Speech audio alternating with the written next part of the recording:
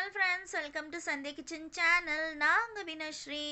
இன்னைக்கு நம்ம பார்க்க போகிற ரெசிபி பிரிஞ்சால் பிரியாணி. வாங்க எப்படி செய்கிறதுன்றது வீடியோக்குள்ளே பார்த்து தெரிஞ்சுக்கலாம். அதுக்கு முன்னாடி நீங்கள் என்னோட சேனலை ஃபஸ்ட் டைம் பார்க்குறீங்கன்னா please subscribe button, bell button ரெண்டுமே கிளிக் பண்ணிட்டு பாருங்கள். அப்போ தான் நான் எந்த வீடியோ போட்டாலும் உங்களுக்கு இமீடியட்டாக நோட்டிஃபிகேஷன் வந்துடும். நீங்கள் என்னோட சேனலை மிஸ் ஆகாமையே பார்க்கலாம். இதுக்கு ஒரு குக்கரை எடுத்துக்கோங்க. குக்கரில் தான் நம்ம செய்ய போகிறோம். எண்ணெய் சுட பண்ணிவிட்டு இதுக்கு கரம் மசாலா ஆட் பண்ணியிருக்கேன். என்னென்னு பார்த்தீங்கன்னா பட்டை, கிராம்பு, ஏலக்காய், பிரிஞ்சி இலை கொஞ்சமாக எண்ணெயில் வதக்குங்க. ஒரு சிம்மில் வச்சு நீங்கள் வதக்குறப்போ அது ஃப்ளேவர் எல்லாம் இறங்கும் எண்ணெயில். அதனால் இதுக்கப்புறமா வெங்காயம் நீல வாக்கில் இந்த மாதிரி கட் பண்ணியிருக்கேன். நீல வாக்கில் கட் பண்ண வெங்காயத்தை ஆட் பண்ணிவிட்டு இதையுமே கொஞ்சம் ஃப்ரை பண்ணிக்கலாம். ப்ரௌனாக ஆகக்கூடாது, கொஞ்சமாக எண்ணெயில் குக் ஆகணும். இப்போ இது நல்லா குக் ஆனதுக்கப்புறமா ஒரு கைப்பிடி அளவுக்கு நல்லா தாராளமாக புதினா சேர்த்துக்கோங்க. புதினா சேர்த்துட்டு அதையுமே நல்லா எண்ணெயில் வதக்குங்க. இது ஒன்றுமே நம்ம சேர்த்ததுக்கு அப்புறமா வதக்குற டைம் தாங்க. அப்போ தான் அந்த பிரிஞ்சால் பிரியாணி வந்து ரொம்ப ஃப்ளேவர்ஃபுல்லாக இருக்கும், கொஞ்சம் ஸ்பைஸியாக நல்லா டேஸ்டியாக இருக்கும். இப்போ வந்து புதினா நம்ம போட்டாச்சு. இதை கொஞ்சம் எண்ணெயில் வதக்கலாம். வதக்குனதுக்கு அப்புறமா கொத்தமல்லி ஆட் பண்ணிக்கோங்க. ஆட் பண்ணிவிட்டு அதையுமே நல்லா நம்ம வதக்கலாம்.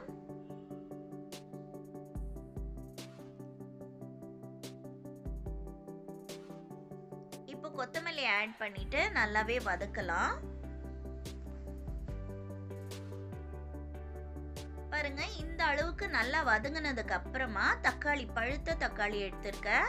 அந்த தக்காளியை ஆட் பண்ணிட்டு நல்லா கலந்து விட்டுக்கோங்க. இந்த தக்காளி பார்த்தீங்கன்னா நல்லா மேஷ் ஆகி வரணும், அந்த அளவுக்கு நம்ம குக் பண்ண போகிறோம். இதுக்கு கொஞ்சமாக உப்பு ஆட் பண்ணிக்கலாம். கல் உப்பு ஆட் பண்ணிக்கிறேன். ஆட் பண்ணிவிட்டு நல்லா நாங்கள் குக் பண்ணி எடுக்க போகிறோம்.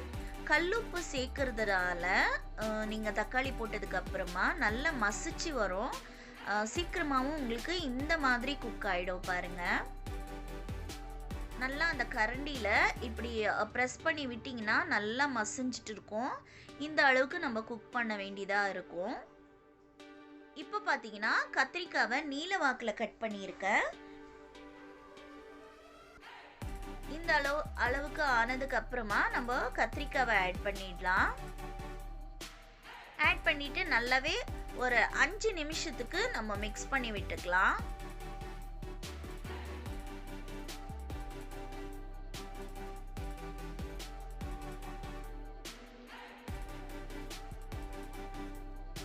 இப்போ வந்து நல்லா கலந்து விட்டாச்சு. இது கூட 1 டேபிள் ஸ்பூன் அளவுக்கு நான் இஞ்சி பூண்டு பேஸ்ட் சேர்க்கிறேன். சேர்த்துட்டு நல்லாவே இந்த பச்சை வாசனை போகிற அளவுக்கு நம்ம வதக்கிக்கலாம்.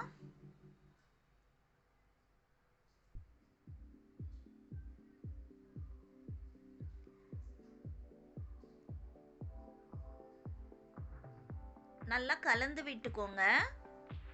இப்போ வந்து இஞ்சி பூண்டு பேஸ்ட் சேர்த்ததுக்கு அப்புறமா கொஞ்சம் நேரம் டைம் கொடுங்க.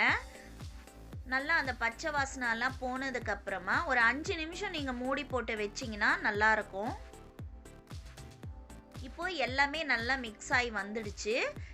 இதுக்கப்புறமா நம்ம பவுடர் கரம் மசாலா ஆட் பண்ணிடலாம்.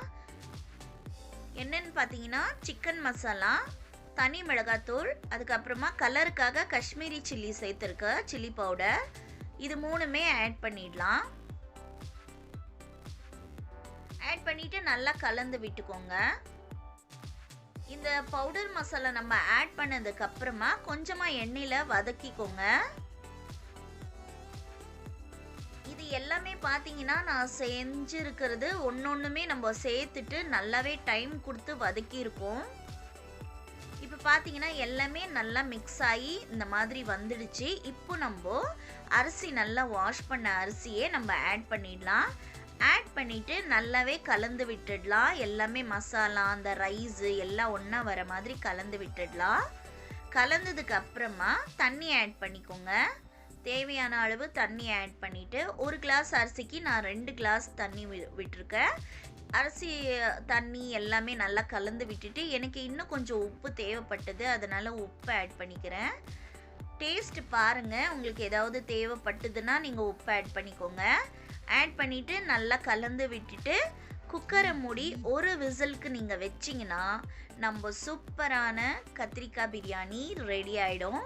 நீங்கள் ஒரு முறை ட்ரை பண்ணி பாருங்கள், அதுக்கப்புறமா மறுபடியும் செய்வீங்க. அந்த அளவுக்கு ஒரு ஃப்ளேவராக டேஸ்டியாக இருக்கும் இந்த கத்திரிக்காய் பிரியாணி. இப்போ ஒரு விசில் வந்ததுக்கு அப்புறமா திறந்து காட்டுற பாருங்க, எவ்வளோ நல்லா வெந்திருக்கு பாருங்க. சாப்பிட்றப்போ உங்களுக்கு அந்த கத்திரிக்காய் எங்கே இருக்குது அப்படின்னு தேடி தேடி சாப்பிடுவீங்க. அந்த அளவுக்கு செம்ம டேஸ்டான இந்த கத்திரிக்காய் பிரியாணியை ட்ரை பண்ணி பாருங்க. இதுக்கு சைட் டிஷ்ஷாக நான் ரைத்தா செஞ்சுருந்தேன் பாருங்க, எவ்வளோ நல்லா இருக்கு. இது ஒரு சர்விங் பிளேட்டுக்கு நான் மாற்றிடுறேன். இதுக்கு ரைத்தா பார்த்தீங்கன்னா ரொம்ப சிம்பிள். நீல வாக்கிலேயே கட் பண்ணியிருக்கேன் வெங்காயம். அதுக்கப்புறமா மிளகாய் வந்து 2 மிளகாய் எடுத்திருக்கேன். ஒன்று வந்து குட்டியாக கட் பண்ணியிருக்கேன், இன்னொன்று ஸ்லிட் பண்ணியிருக்கேன். இது கூடவே கொத்தமல்லி, தயிர் ஆட் பண்ணிக்கோங்க. சால்ட் போட்டு நல்லா கலந்து விட்டுக்கோங்க. தண்ணி ஆட் பண்ணல, அப்படியே கெட்டியாக இருக்கும் இந்த ரைத்தா. இப்போ இந்த ரைத்தாவோட அந்த ரைஸோட சாப்பிட்றப்போ அமிர்தமாக இருக்கும். ட்ரை பண்ணி பாருங்கள். தேங்க்ஸ் ஃபார் வாட்சிங்.